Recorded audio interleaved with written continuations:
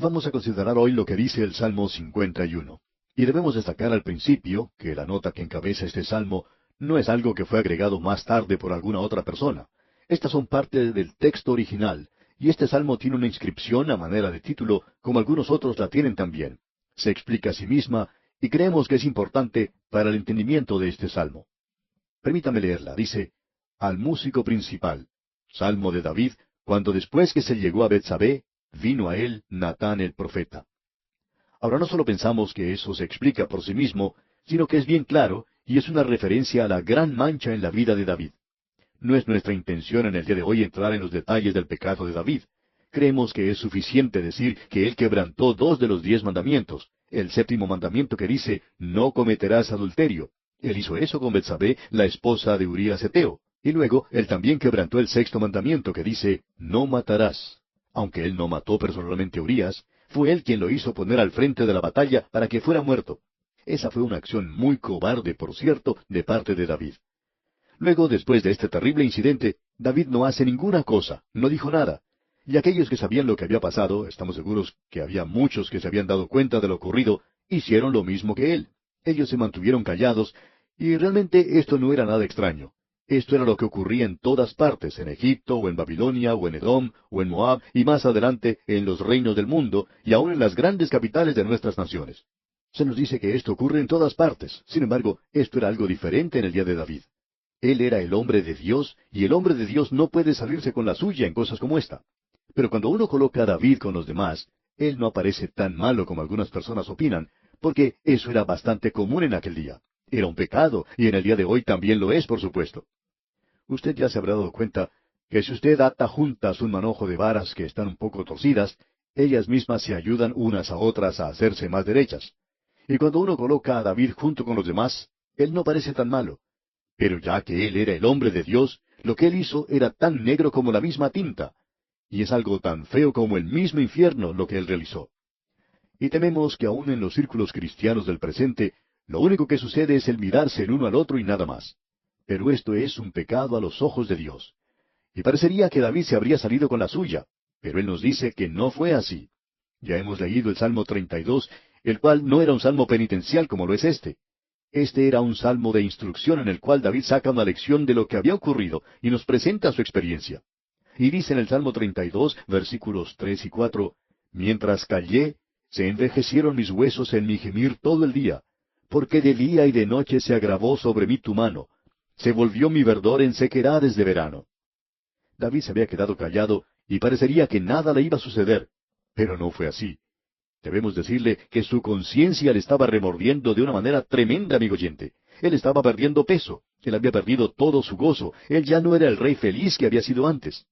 Así es que Dios le envía a Natán ante David. Era un asunto de suma urgencia, y creemos que Natán solicitó una audiencia ante David, y quizá no había mucho que hacer en ese día en la corte, de manera que Natán llegó a la presencia del rey. De todos modos, Natán le contó a David una pequeña parábola. Un hombre rico y un hombre pobre en cierta ciudad, y se había dado por entendido que esta era una historia verdadera, él le contó que este hombre pobre tenía un pequeño corderito, y que el hombre rico, en cambio, tenía toda una manada de ovejas. En realidad él tenía miles de ellas. Y este hombre rico, cuando unos visitantes llegaron a su casa, él fue y tomó la única ovejita del hombre pobre y la mató. Bien, David había sido un pastor cuando era joven. Él sabía lo que era sentir afecto por un corderito, y él se podía dar cuenta que esto estaba muy mal hecho, y por tanto se enoja en gran manera. Parecía que era fácil para David enojarse. Parece que él se puso de pie delante de su trono y dijo, quiero saber quién es ese hombre, quiero tratar con él personalmente. Y creemos que Natán tiene que haber sido el hombre más valiente de la Biblia. Él señala con su dedo al propio David y le dice, tú eres ese hombre. Ahora había 3 opciones que David podía tomar en un caso como este. La primera alternativa era que él podía negar la acusación, lo cual gran cantidad de personas hacen. Esto lo hemos podido comprobar con muchos hombres en la vida pública que fueron acusados de algo similar y ellos negaron todo. Ellos no habían cometido ese adulterio. Y luego David podía haber hecho otra cosa. Él simplemente podía haber señalado a Natán con su cetro y sus soldados lo habrían sacado de ese lugar y ejecutado. Él podría haber hecho eso. Y créanos, amigo oyente, que eso hubiera cerrado muchas bocas, como si tuvieran candado. Estas personas ni siquiera tratarían de hablar a no ser que estuvieran solos en un lugar apartado sin que nadie más les escuchara. Ahora, la tercera alternativa que David podía tomar era la de admitir la acusación. Así es que él sigue este último paso. Él confesó su pecado. Él no pudo salirse con la suya. Escuche lo que dice allá en el segundo libro de Samuel, capítulo 12, versículo 13. Entonces dijo David a Natán, pequé contra Jehová. Y Natán dijo a David, también Jehová ha remitido tu pecado, no morirás. Mas por cuanto con este asunto hiciste blasfemar a los enemigos de Jehová, el hijo que te ha nacido ciertamente morirá. Y bien, eso sucedió. Pero el escándalo y la tragedia llegaron a la casa de David desde aquel día, y permaneció allí hasta el día de su muerte. Uno quisiera decirle al Señor, quite el látigo de su espalda. Pero Dios nunca hizo eso, ni David tampoco le pidió a Dios que lo hiciera. Tal vez nunca lo hizo porque él quería tener comunión con Dios, y su corazón era como el salmo que dice, como el ciervo brama por las corrientes de las aguas, así clama por ti, oh Dios, el alma mía. Ante nosotros, pues, tenemos un salmo penitencial, y aquí tenemos el clamor de David, y en los primeros 3 versículos encontramos un clamor de su conciencia y de su convicción de pecado. El clamor de David. Creemos que sería conveniente aquí presentar un pequeño bosquejo de lo que tenemos en este salmo. Usted tiene, en la segunda división principal, un clamor de confesión de pecado, y la clemencia y la compasión de Dios. Eso lo podemos ver en los versículos 4 al 8. Y luego, a partir del versículo 9 hasta el final del Salmo, usted puede encontrar un clamor solicitando clemencia y comunión con Dios. Miremos en primer lugar el clamor de su conciencia y la convicción de su pecado. Escuche lo que dice este hombre aquí en el versículo 1 de este Salmo 51. Ten piedad de mí, oh Dios, conforme a tu misericordia, conforme a la multitud de tus piedades, borra mis rebeliones. Este es un gran salmo, y se necesita un gran hombre para hacer la clase de confesión que él hizo. Aquí tenemos la oportunidad de ver cuando un rey dice que él ha hecho algo malo. Bien, David utiliza la palabra rebeliones, borra mis rebeliones. También llama a lo que hizo iniquidad o maldad, también lo llama pecado, y también lo llama malo. Ahora, ¿cuál es la diferencia? Bueno, las rebeliones quiere decir el cruzar los límites que han sido puestos por Dios. David había quebrantado los 10 mandamientos, es decir, él quebrantó 2 de ellos. Y luego, maldad quiere decir aquello que es malo de sí mismo y en sí mismo. ¿Quién dice eso? Dios lo dice. Y si Dios dice que una cosa es maldad, entonces eso es lo que es. Luego, él lo llama pecado. Y pecar es errar al blanco, el no poder alcanzar los niveles o normas de Dios. Ninguno de nosotros puede alcanzar la gloria de Dios. Luego, él lo llama malo. Y eso se refiere a aquello que es de modo innato, malo o equivocado, y que se lleva a cabo de esa manera. Creemos que esa es la diferencia que existe en estas palabras. Y usted tiene aquí algo que creemos es de mucha importancia. Hemos intentado demostrar la relación que tienen estos salmos con la nación de Israel. Creemos que nosotros perdemos mucho del verdadero significado de esto. Y también hay un aspecto dispensacional en este salmo que uno no puede comprimir en una dispensación a la experiencia de un hombre que está bajo una profunda convicción de pecado, porque esto es algo que puede llegarle a un hombre en cualquier ocasión. Usted y yo, amigo oyente, no podemos llegar a comprender el horror de la culpa de David. Lo que él había hecho era algo repugnante en realidad. Él se odiaba a sí mismo. Él se sentía con esta gran carga y su conciencia estaba atribulada. Uno habla del complejo de culpabilidad, y él tenía ese complejo de culpabilidad. Y allí también estaba la angustia de su alma. Su conciencia estaba señalándolo con el dedo acusador, y aquí nosotros tenemos el clamor de la conciencia. Ahora, ¿qué es lo que hace el clamor de la conciencia? En realidad, la función de la conciencia no es el decirnos lo que está bien o está mal. Hay muchas personas que dicen, deja que tu conciencia sea quien te guíe. Usted va a tener problemas si hace esto, pero debemos agregar a esto que después que usted ha hecho algo malo, su conciencia le dirá a usted que está bien, y también le dirá que está mal. Y creemos que ese es el verdadero propósito de la conciencia. Creemos que el Nuevo Testamento puede corroborar lo que estamos diciendo. Veamos lo que dice el apóstol Pablo en su primera epístola a los Corintios, capítulo 10, versículos 25 y 26. Escuche usted. De todo lo que se vende en la carnicería, comed sin preguntar nada por motivos de conciencia, porque del Señor es la tierra y su plenitud. En alguna ocasión se podría presentar la duda ante un hombre, cuando, estando de visita en el hogar de otra persona, a él se le presentaba algo de comer que él pensaba no debería comer. Ahora él se preguntaba, ¿debo comer esto? Bien, en lo que a comer se refiere, no habría ninguna diferencia, porque del Señor es la tierra y su plenitud. Y si usted, amigo oyente, quiere comerse una serpiente cascabel, bueno, eso está bien, pero no me invite a mí a comerla porque me parece que yo no podría aguantar eso. Pero por motivos de conciencia, Pablo dice, comed. Ahora, no es que le esté diciendo que está bien o que está mal, pero le molestaría a usted si usted ofende a su anfitrión, y de eso es lo que nosotros debemos tener cuidado. Escuchemos ahora el clamor del salmista en una condición de pecado y la clemencia y la compasión de Dios. Escuche lo que dicen los versículos 2 y 3 de este Salmo 51. Lávame más y más de mi maldad, y límpiame de mi pecado, porque yo reconozco mis rebeliones, y mi pecado está siempre delante de mí. ¿Ha notado usted en cuántas formas diferentes se refiere a esto el salmista? Rebelión, pecado, maldad, lo malo. David parece que hizo una lista y señaló cada una de estas cosas. Y ahora llegamos a su clamor de confesión. Leamos. Versículo 4. Contra ti solo he pecado, y he hecho lo malo delante de tus ojos, para que seas reconocido justo en tu palabra y tenido por puro en tu juicio. David ha sido criticado por haber dicho esto, pues los críticos afirman que ese pecado era contra Betsabé, era contra su propia familia, contra la sociedad, contra la nación, pero no era contra Dios. Bien, también hay aquellos que dicen que David no escribió esto porque su pecado no era un pecado contra Dios. Pero amigo oyente, todo pecado es contra Dios, y en realidad eso es lo que exactamente tenemos aquí en el pecado de David. Y creemos que probablemente deberíamos mencionar algo que estábamos tratando de hacer. Permítanos regresar una vez más allá al segundo libro de Samuel, capítulo 12, y ver lo que dicen los versículos 10 y 12. Escuche usted. Por lo cual no se apartará jamás de tu casa la espada, por cuanto me menospreciaste y tomaste la mujer de Urías Heteo para que fuese tu mujer, porque tú lo hiciste en secreto, mas yo haré esto delante de todo Israel y a pleno sol. Eso era lo que Dios estaba diciendo a David. ¿Cómo fue que él menospreció a Dios? Dios había dado los 10 mandamientos, y Dios había dicho, no cometerás adulterio. Amigo oyente, no interesa quién sea usted, si usted es creyente o no lo es.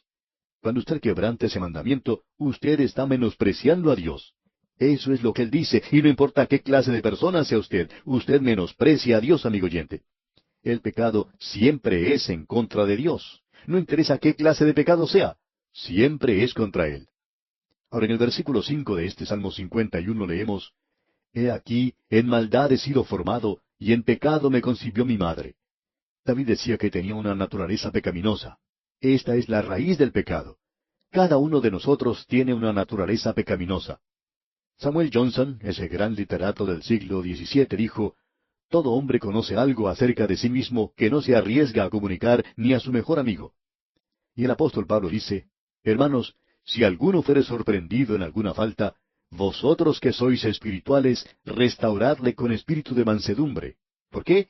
Porque usted puede hacer la misma cosa, ya que usted tiene la misma naturaleza. Y Pablo podía decir, y yo sé que en mí, esto es, en mi carne, no mora el bien. Se nos dice que cuando uno está viajando por lugares donde hay mucha nieve y el frío es intenso, que uno debe moverse continuamente, porque uno puede llegar a perder toda clase de sensibilidad en cuanto al frío, y uno puede simplemente morir al dormirse. Y hay muchas personas que están sentadas así en las iglesias en estos días, que están congelados hasta la muerte en pecados. Ellos están diciendo, todo está bien. Pero no todo está bien, amigo oyente. Este es un salmo maravilloso. Veamos ahora los versículos 6 y 7 de este Salmo 51. He aquí, tú amas la verdad en lo íntimo, y en lo secreto me has hecho comprender sabiduría. Purifícame con hisopo y seré limpio, lávame y seré más blanco que la nieve. Hay personas que dicen que David fue perdonado porque él confesó. Bien, eso es solo parte de la historia. Él confesó, sí, pero eso no es ni la mitad de todo lo que tenía que haber hecho. Y nosotros leemos allá en el segundo libro de Samuel, capítulos 12 y 13. Entonces dijo David a Natán, pequé contra Jehová. Y Natán dijo a David, también Jehová ha redimido tu pecado. No morirás. Nos preguntamos entonces, ¿cómo quita el pecado Dios? Bien, aquí tenemos que Él perdona la maldad. Eso lo leemos en el capítulo 14 del libro de Números, versículo 18. Dice allí, Jehová, tardo para la ira y grande en misericordia, que perdona la iniquidad y la rebelión, aunque de ningún modo tendrá por inocente al culpable. ¿Cómo es que lo hace entonces? Lo hace, amigo oyente, porque Él dio a su Hijo para que muriera por nosotros. Esa es la única manera en que Dios puede perdonar el pecado. Bien, la palabra hisopo se había utilizado 3 veces en las Escrituras, en sacrificios de purificación. En Éxodo capítulo 12, versículo 22, se menciona el hisopo para untar con la sangre el dintel y los 2 postes de la puerta, y eso era durante la Pascua. En Levítico capítulo 14, versículo 6, se utiliza en la purificación de un leproso, y en Números capítulo 19, versículo 6, en el sacrificio de una vaca alazana. El hisopo es algo interesante. Es en un hisopo, por ejemplo, donde crece la penicilina. Es interesante. El pecador, por medio de la fe, aplica la sangre de Cristo, y esto purifica. Y esto se utilizaba para untar o aplicar la sangre en el Antiguo Testamento. Nos habla de la cruz.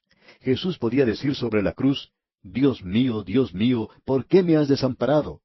Y la razón por la cual él dijo eso era para que Dios pudiera perdonar su pecado y el mío, amigo oyente.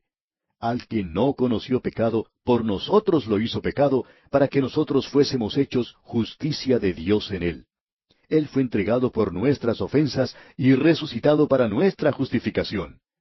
El apóstol Pablo en su carta a los Efesios capítulo 1 versículo 7 dice, en quien tenemos redención por su sangre, el perdón de pecados. Ahora en el resto de este Salmo 51 tenemos la purificación y la comunión, y eso es algo maravilloso. Leamos los versículos 9 y 10 de este Salmo 51. Esconde tu rostro de mis pecados y borra todas mis maldades. Crea en mí, oh Dios, un corazón limpio y renueva un espíritu recto dentro de mí. Eso me gusta mucho. Dios quiere crear un corazón limpio. Y lo que David está pidiendo aquí es un trasplante de corazón. Y eso de crear quiere decir crear de la nada. En otras palabras quiere decir que no hay nada en nosotros que Dios pueda utilizar. A veces hemos utilizado la siguiente expresión, entregue a Dios su corazón. Bien, Él quiere darle a usted un nuevo corazón. Él no quiere ese corazón viejo, sucio, inmundo que nosotros tenemos. Él quiere darnos un nuevo corazón. Y nosotros somos su creación, creados en Cristo Jesús. Y eso es muy importante para las buenas obras. Leamos una vez más el versículo 10 y también el versículo 11 que dicen, Crea en mí, oh Dios, un corazón limpio, y renueva un espíritu recto dentro de mí. No me eches de delante de ti, y no quites de mí tu Santo Espíritu. David había contristado al Espíritu Santo, y en algo así el Espíritu Santo podría ser quitado. Pero se nos dice, no contristéis al Espíritu Santo de Dios, con el cual fuisteis sellados para el día de la redención. Eso lo dice el apóstol Pablo en su carta a los Efesios, capítulo 4, versículo 30. Un hijo de Dios nunca pierde el Espíritu Santo, pero uno lo puede contristar. Y eso es lo que David había hecho.